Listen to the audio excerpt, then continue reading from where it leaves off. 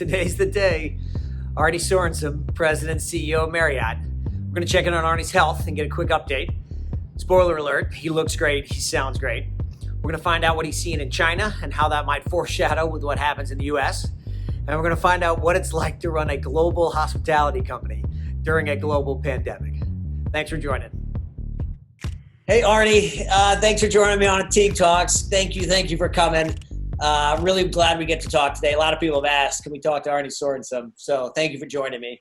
Glad to be with you, Teague. Good to see you. You're looking great. You got a full head of hair. Last time I saw you, it was bald, Arne. Yeah, that's right. I started this pandemic bald, and now I've got hair. So how about that? We're making at least progress in some areas, if not others. Yeah, you're personifying how we're all feeling now. Maybe we're feeling better. You're taking the lead. Exactly. You did your video to the associates, which I saw. It was bald Arne. It was brave of you to do it, and it was a brilliant video. So, cheers to you. Well, thanks very much. Of course, it seems in some respects like yesterday, and in some respects like years ago in a way. But that video, I think, went out probably around the middle of March, just as the pandemic was rolling across the country. And across the globe to some extent, and felt like there was no substitute for getting out there and talking to our team around the world. Good for you. You needed to do it. But sorry, let me not skip over. You're healthy. We want to know about you. You're healthy. You're feeling good. You're solid. You're going to be our fearless leader for a long time. Well, I sure hope so. I feel good. I'm through all of my scheduled treatments, which is great. And now, like many cancer patients or cancer survivors, I'm slipping into a stage of monitoring what's happening, and I'm just grateful to be in that stage. Well, we're grateful for you. Our thoughts and prayers go to you and the family. Thank you. So stay strong, please, for all of us. All right, so tell me, what is it like running a global hospitality company during a global pandemic?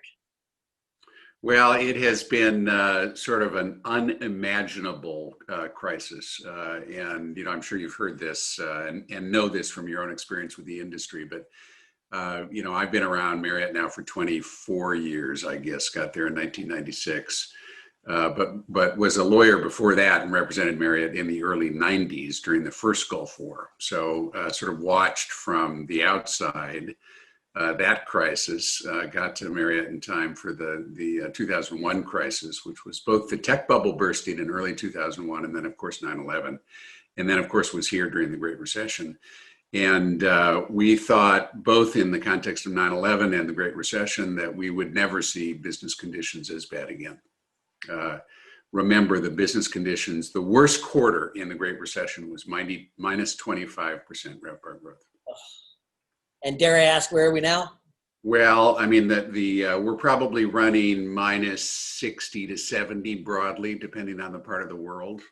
So we're the, second or maybe third quarter now of this crisis, and it's 2 times as bad still than the worst quarter we had before.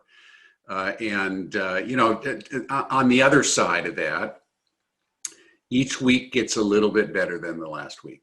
I think what we're seeing is human nature in the first instance that basically gets used to, in a way, the pandemic and living with the pandemic. And we are increasingly saying, I've got to get out and do something. I've got to get out and go to eat. I've got to go out and take a walk. I'm going to go take a drive. I'm going to take a vacation. We're doing that for ourselves personally. We're probably not doing that for work travel or for our employers necessarily, but first things first, right? And so we're getting a little bit more used to that, and as a consequence, things are getting a little bit better, and they're likely to keep getting better. Yeah, they have to, right? Again, human spirit. Let's keep pulling for that. That's right. So back me up though, because I think this is fascinating. You had great visibility in the globe on this thing. So talk to me through what I would call the COVID timeline, at least your COVID timeline. Yeah. When did you find out about it? What was your reaction to it? How long did you think it would last? Well, of course, we found out about it in January. We've got a big business in China. We probably had 350 hotels open and operating before the pandemic hit. By the last week in January, China had shut down, and our business had declined in excess of 90%. 100 of those 350 hotels closed, and the balance basically empty. A few of them were housing first responders in Wuhan and other places. But by and large, the country was in one fell swoop shut down. And we knew then, and I've got some sort of coincidentally not work related, but have some friends who are extraordinary experts in pandemics and who are, quite visible in the conversation around COVID-19. But talking with those friends early in the crisis was advised that this thing would be global. My optimism was such that I probably didn't listen to it quite as much as I should have. But it was clear by the time, I know our board was together in second week of February, maybe something like that. And I raised with the board COVID-19 and the risk that it would spread around the rest of the world. And just said, stay tuned for this, we'll have to watch it. I don't know how well you remember, but there was an awful weekend in late February where it goes from China to South Korea, Iran, and Italy, 3 countries. Obviously very different parts of the world. But that was the weekend that I think the bells started ringing with in effect proof that this was going to be global.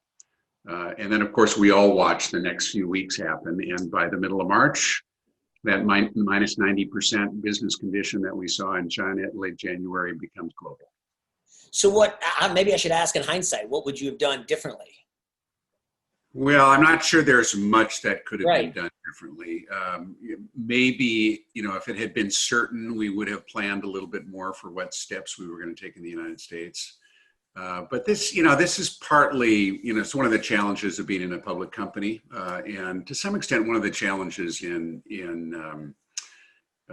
trying to anticipate things, right? Imagine we had gone out at the 1st of February and said, experts tell us this will be a US or global crisis as well. I think a lot of people would have looked at us cross-eyed and said, what on earth are you talking about? So we were, of course, deeply engaged in China in what was going on, talking with the team there sort of constantly. And it wasn't as if we weren't learning from what was happening there in January and February. So I'm not sure there's much different that we could have done.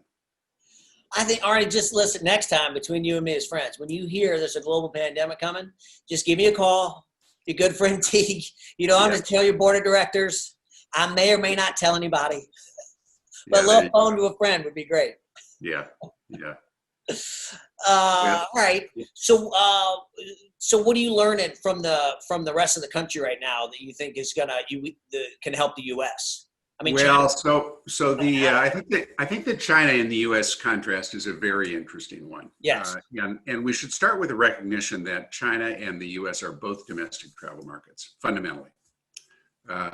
Before the pandemic, we estimated that only about 4 to 5% of all U.S. hotel stays include international travelers, 4 to 5%. That includes Canada and Mexico, by the way. So that's not just long haul European and Asia travel. That is any international visitation. I don't have the same stats for China, but I would think they're roughly comparable, that the bulk of China hotel stays is going to be Chinese travelers. And so both countries, when you think about our industry, have an enormous advantage, which is that they can rebuild without being dependent on this long-haul international travel, which is going to be slow in coming back. The difference in response, though, is interesting because China is a centralized governance system with a central government that has all power. They exercised that power in January to shut down the country. Everybody is required to stay home. They managed basically to put the virus behind them. And so as we speak now, we're in early October. I think our September occupancy numbers for the country of China were a bit higher than September of 2019. That's not RevPAR, that's occupancy. Now, that is driven by 2 things. One is they are by and large back, business travel, meetings, leisure travel. The second is they're not going out abroad, right? So last year, Chinese for vacation would go to Thailand or Europe or to the United States, and those trips are not happening. So they've been replaced with domestic travel, which gives them a bit of a tailwind that they didn't have otherwise. But you can see already that they're returning to normal. We have predicted that we might well see RevPAR next year in China back to 2019 levels. And so that is a stark contrast to the United States, where we're still running down, as an industry, 50%, 50 to 60% from 2019 levels. If you look at the higher ends of the business, where we tend to be, right, group hotels, luxury, full service hotels, and the higher end of upper scale as opposed to mid scale, those numbers are probably more in the 60 to 70% range down year over year. And so we got a long way to go. And, to be fair, I don't think we can say the virus is behind us.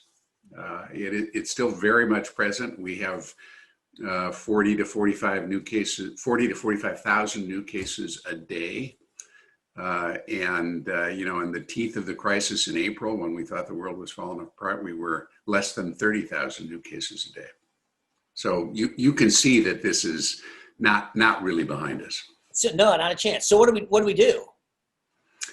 Well, I mean, we hope for a vaccine for one thing, and we get through a few more seasons of this. But one of the challenges, we talk about leisure travel, obviously, a little bit, and that is what it is. And we will see each of us, I think, collectively, on average, as consumers, do a little bit more, not bounce back quickly, but a little bit better every week. But one of the big challenges we face as an industry is that the big employers are not back to work. Right. And because they're not back to work, they are not traveling. And they remain remote. They are telling their people to stay remote. And so why would you get on the road to go see your business partner or your client if they're not in the office? And so one of the things I think we've got to do as an industry is make sure that our voice is heard, not to advocate behavior which isn't safe, obviously, because we want people to be safe, but to say we've got to start to take steps to get back to going to the office. You're in the office, which is a good thing. I'm going in every couple of weeks or so, and we will be encouraging more and more of our people to get back in the office here. We've been open since first part of July. Okay. We want to basically in these weeks now say to folks broadly, you're welcome to come back to the office. We won't necessarily mandate them to come back to the office. That probably needs to follow until it's a little bit safer. But let's start to get people coming back to the office so that they can get back on the road too. Yeah, we need it. We're seeing, again, I agree that leisure travel is first. We've seen that here in the U.S. We need the business traveler to come back, which you just talked about. Yeah. And then finally, when is conventions coming back? Yeah. And are they back in China right now? Because that's impressive.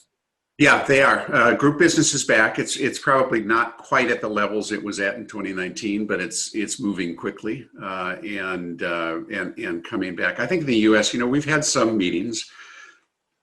They tend to be we call them hybrid meetings now. So we'll have a group of folks that's probably a bit smaller than we would have had before the pandemic in person, with then additional folks that are connected through digital channels of one way or another.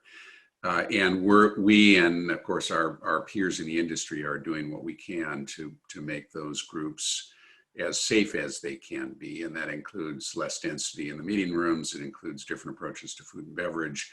It will increasingly include some testing before people arrive to make sure that you're dealing with that, mask wearing and those sorts of things. And as a consequence, I think we'll see that improve as well. But for the biggest meetings, people I think are going to want to have a sense that the virus is really behind us. And that will be either driven by the fact that this virus will have made its own course and will be fading. Think about after the third season, right? Last spring, this fall, maybe next spring. Maybe we'll start to see this thing fade a little bit. More hopefully probably would be a vaccine.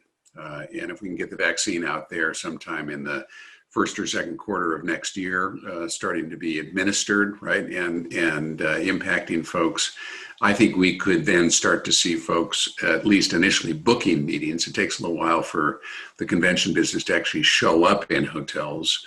But once they start booking, we will see some meetings that are relatively near term, and that should build hopefully sometime in 2021, but we'll see. We may be the first ones. We opened registration for our Hunter conference in March. We just opened registration yesterday. We already have 30-something registrants. And we're becoming experts on safety and virtual conference. We're going to do a dual conference, as everyone's trying to do today. It's new norms, but golly, Arne, I think we got to do it. Somebody's got to go first, head down. Let's try and do it as safe as we can. And I can tell you our industry wants to do it. They want to be out there. We've got to all be leaders at some point. So that's right. I think there could be a silver lining in this long term. It'll be interesting to see what you get in terms of your signups, but a number of conferences I've spoken at in this kind of format, right? This sort of virtual format, they've had many times as many participants as they had pre-COVID-19. Because there's the cost is different, the time commitment is different. There's no travel associated with it, and there, a number of these folks, and it'll be interesting for the Hunter conference whether you see the same thing. There is a path towards a bigger meeting post COVID-19, where folks have been exposed to you because of a digital format. And not only that, where you then get some sort of hybrid model where you say, we're going to take back roughly the number of folks we've had before, but we're going to expand our audience by, patching some in through digital channels and stay connected to them, which gives you another group to market to and invite and hopefully welcome in person in the years ahead. We're hearing that a lot from the digital people. So who knows, fingers crossed. We're guinea pigs, if nothing else. Yeah. All right, so give me some other fundamental changes in our industry that you think are either short-term or will be here for the long term. Well, so at the moment, obviously, we've talked about this, but you've got the mix shift, right, towards leisure and away from business travel and meetings. And that will start to temper, but it's going to be a little bit slow. And so I think we and many of our competitors in the industry are seeing folks that are new to us, probably relatively infrequent travelers who are out there experiencing their drive vacations and trying to get out of their homes. I think on the operating side, in the near term, including right now, of course, we've got lots of cleaning protocols.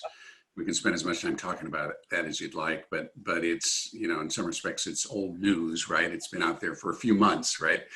Not much longer than that, but that's social distancing and mask wearing and somewhat different approach to food and beverage. I think we will see some of those things stick, and I'm sure some of your other guests have talked about this, but digital check-in, for example, keyless entry, or using our phones to open our doors.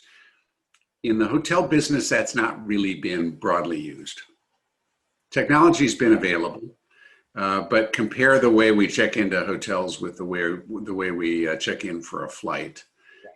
It's been a long time since I've carried a paper boarding pass, and that if you got to go see a counter in an airport, you got a problem, right?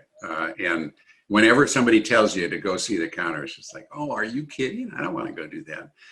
In the hotel space, it's been different. It's been just, I don't know, less than 10%. Some hotels are maybe a little bit higher than that. Many hotels are quite a bit lower than that of transient business that is interested in that. And it's, I think in some respects, maybe the road warrior wants to see if they can get an upgrade at the front desk. Maybe it just doesn't take all that much time. It's a way back home, in a way, right? It seems more personal. The wait at a front desk in a hotel is almost never as long as it would have been at an airport counter.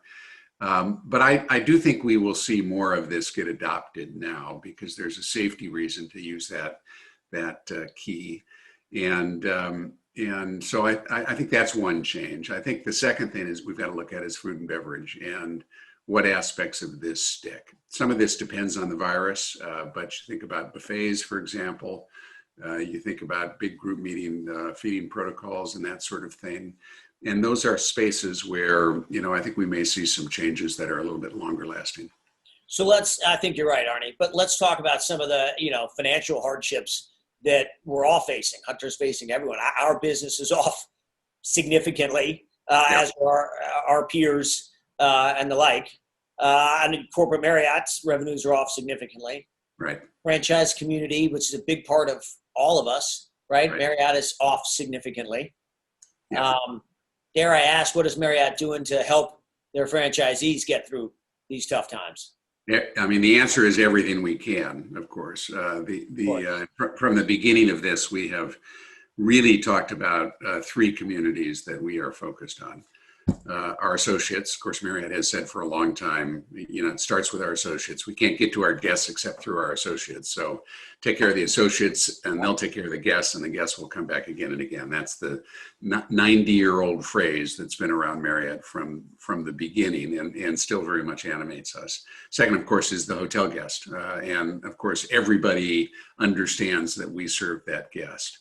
And the third is our owners and franchisees, owners of hotels we manage, franchisees who tend to manage their own hotels. Sometimes a third party will manage them for them. But we all in the industry know that our owners and franchisees are our customers. They are extraordinarily important customers to ours.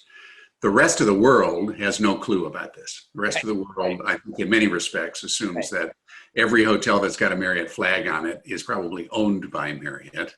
And of course, that's not the case. Now, there are aspects of our relationships with owners and franchisees which are pretty easy to solve, right? Our franchise fees are a percentage of room revenues. When room revenues disappear, our franchise fees disappear. It's like night follows day. And so there's not much to do with respect to that other than share a shoulder to cry on, right? So we can cry on theirs and they can cry on ours. But there are some aspects of our, program and services fees or other affiliation costs, which are per hotel or per room or somehow fixed, if you will. And we've done what we can to try and, not collect those during some periods of times. We waived a few months on it. We've done our best to cut the expenses so that all of those dollars can be reduced. We put 70% of our headquarters team on reduced pay or no pay furlough. 70%. And we did that by the time we got to the end of March. Yeah. And that is, again, unimaginable in any consequence.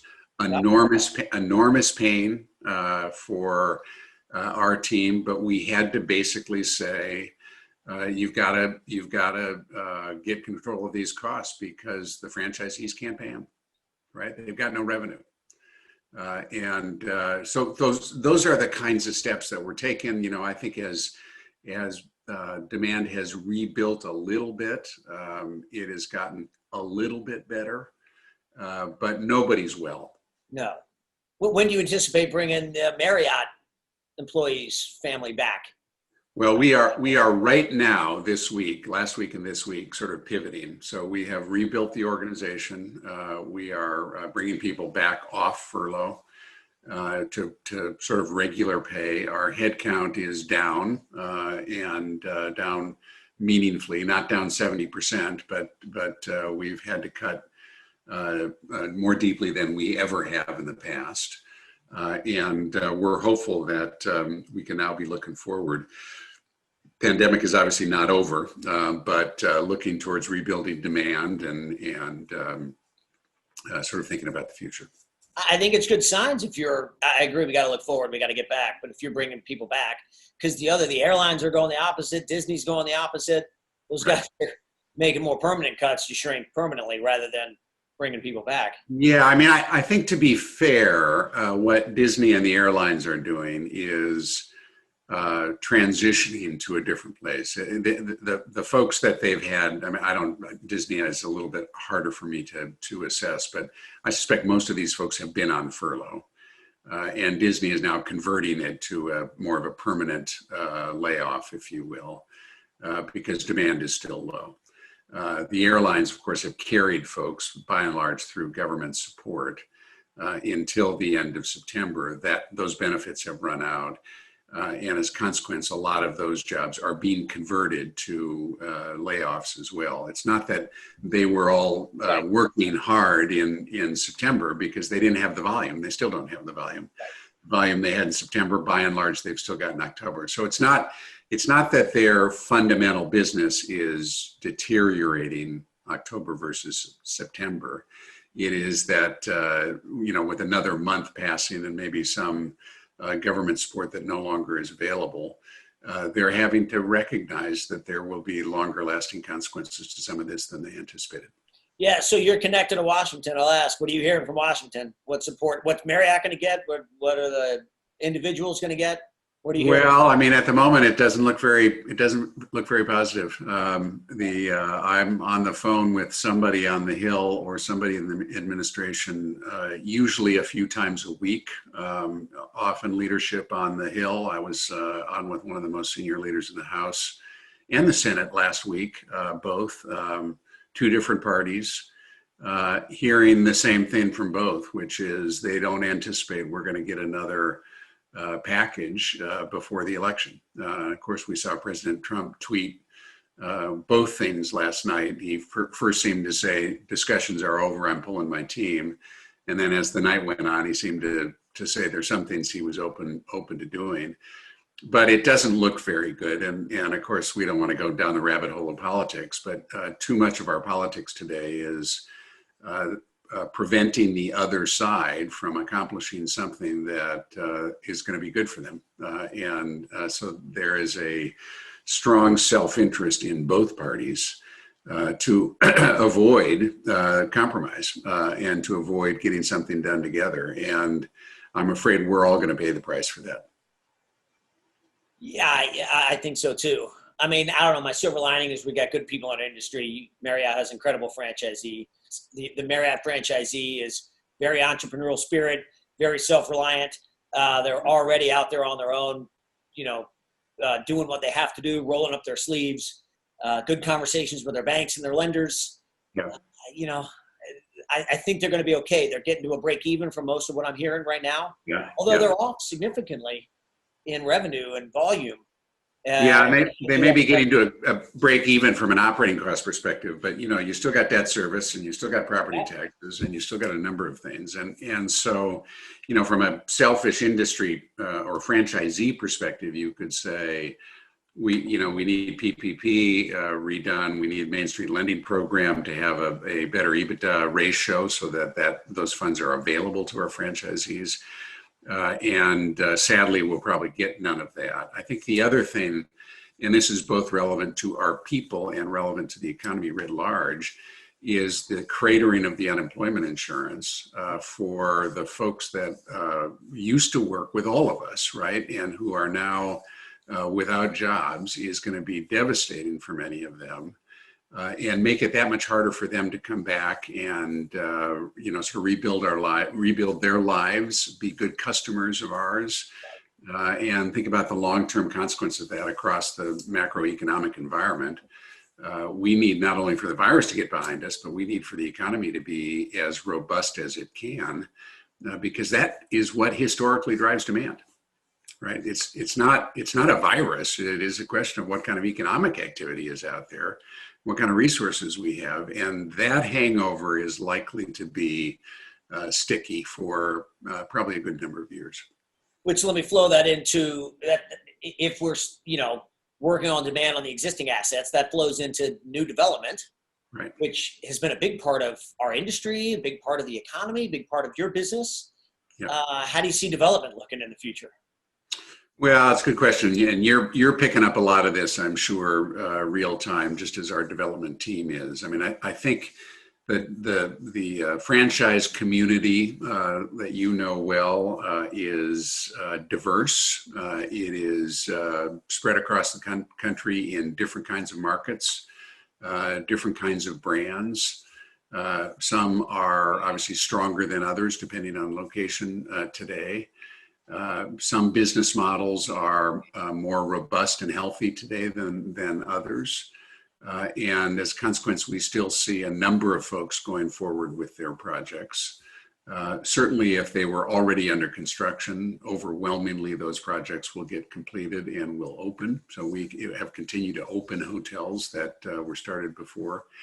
Interestingly, we're also seeing some construction starts, and those are the optimists among us, probably, who have spent already a number of quarters or maybe years getting these projects ready to build, and they're looking through this crisis and deciding, you know what, it's going to come back, and there may be some opportunity to build this for a bit less in the teeth of the crisis than if I wait until all questions are sort of resolved a year or two or three from now.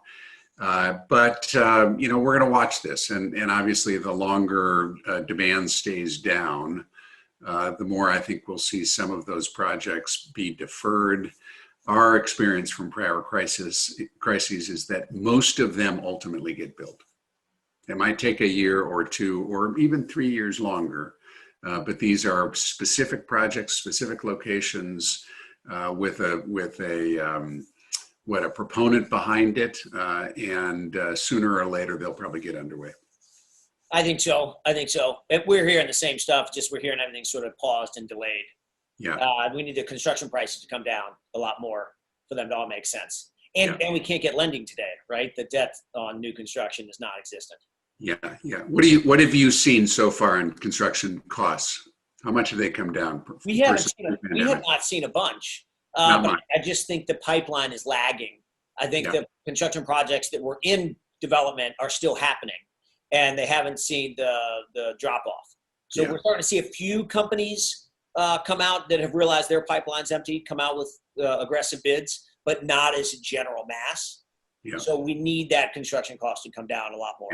Yeah. And I think it will. It just sort of has to. It'll all come down. And we need lending to come back. Yeah. Because listen, a standard, I don't know, pick a Courtyard that was doing sort of $5.5 million of revenue pre-COVID and $2 million NOI. You look at the NOI now; it's down to $2.5 million on a trailing number, which is like a trailing August, which still has good pre-COVID numbers. The NOI went from 2 million to 1.2. Yeah. But if you annualize that out, the NOI is really like 400,000. Yeah. Which is a long way off from a 2 million. And you can't cover debt service with that. And what's the value of that going forward? And how quickly does that recover? And that's happening across everyone's portfolio. That's what we're starting to see right now, which is concerning. Yeah, I think that's right. Yeah. And at the same time, one of the great things about the prior crises we've been through is it has been proven that these assets hold their value. If you go back to that first crisis, that first Gulf War I referred to before, that's not far from the savings and loan thrift debacle of the late 80s and into 1990, basically. And their stuff was selling pennies on the dollar. Well, then you get into 2001, you get into the Great Recession, and the discounts get to be less and less and less because people have realized, I don't need to sell at pennies on the dollar. The value of this asset is going to come back. Instead, what I got to do is figure out, how do I get from here to there so that I can benefit from the more normal market, if you will, when we get to the other side. And so I think there's every reason to believe we'll come out of this. We can have more confidence about coming out of this with each crisis we've survived. Because history tells us that these assets retain value. I think that's really well said. And listen, the good news is we were really strong as an economy and as an industry coming into this. So our franchisees and the rest of the economy, there's a ton of capital out there.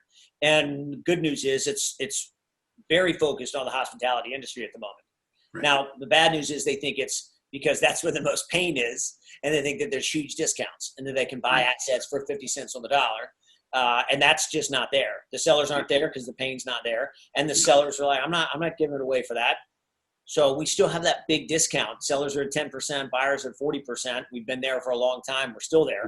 Yeah. But we're seeing deals get done in that 20% discount range. And a big piece of that is as much capital. When you have all the capital chasing deals, you're not going to get heavy discounts. Right. So the discounts will come if the world gets significantly worse, which hopefully it won't. And if the discounts are only 10%, that means the world got better very quickly. Right. We would all be happy with. Yeah, makes sense. Oh, well. And these deals that are getting done, you know this better than I do, but there's often something that's forcing that transaction to happen, right? Yeah. They weren't structured right going into this crisis, and as a consequence, they're broken, and it's not simple to survive from here to the recovery time. And of course, the recovery time is going to be a period of depressed returns. So there should be some consequence of those depressed returns to the valuation of the asset. It's just a question of, is it 10 or is it 40? And I tend to think that unless the deal is fundamentally broken, it's going to be something more like 10 than 40 for the overwhelming majority of the assets. So it's interesting, and I'll ask you about recovery to finish, but it's interesting what we're seeing right now out there on the transaction side is really the note sales. So the banks that don't want to own them anymore, they're the ones that are really nervous. So they're selling the loan pools at a discount, and which is tricky. That's not getting assets, that's getting loan pools. Right. And that's what we're going to watch right now. How's that going to shake itself out? But that's where most of the activity is today. Yeah. And of course that causes lenders with maybe a different point of view to enter the loan position, and some of them may well be buying so that they can own, right? And so they're gonna use their leverage in a way which is different from a traditional lender. Arne, leave me with some words of encouragement, some positive vibes, some human spirit kind of stuff. Well, I mean, I think the human nature has already proven its resiliency to us this year. And that came through loud and clear to me again as a reminder in July. The virus numbers popped in the first part of July. Notwithstanding that, by and large, occupancy improved every week during the month of July, every week during the month of August. And what people are showing to us is something that we've known. We've seen it in natural disasters. We've seen it in other tough times. They're resilient. They're going to get up and they're going to do what they do. And I think that's going to continue. I think the second thing we can know for a certainty is the virus will ultimately get behind us. In all likelihood, it'll get behind us sometime in 2021. We don't know that for certainty, the timing, precise timing. But the likelihood is it will be behind us. And when it gets behind us, there will be a step function up. It won't necessarily take us in one fell swoop back to 2019 levels, but it'll take us a long way towards 2019 levels. And then we'll build from there as the economy builds and as group business rebuilds. And we can have a very high level of confidence that we're going to get back to a place which is similar to where we were before the pandemic hit. People love to travel. People love to work in this industry. People love to invest in this industry. And there's every reason to believe that we're going to be back and celebrating what we like to celebrate so much. Great words and great people in our industry, as you and I know. And you're one of them. You're a fearless leader. Please stay healthy, stay strong, keep fighting the fight for all of us because we need you out there. Thanks, Teague, very much. It's great to see you. Arne, great to see you too. I hope I get to see you in March, even if it's virtually. I'll take that. Me too. Yeah, let's try and do it in person. Okay. I agree. All right, Arne, thanks for joining me. Thank you.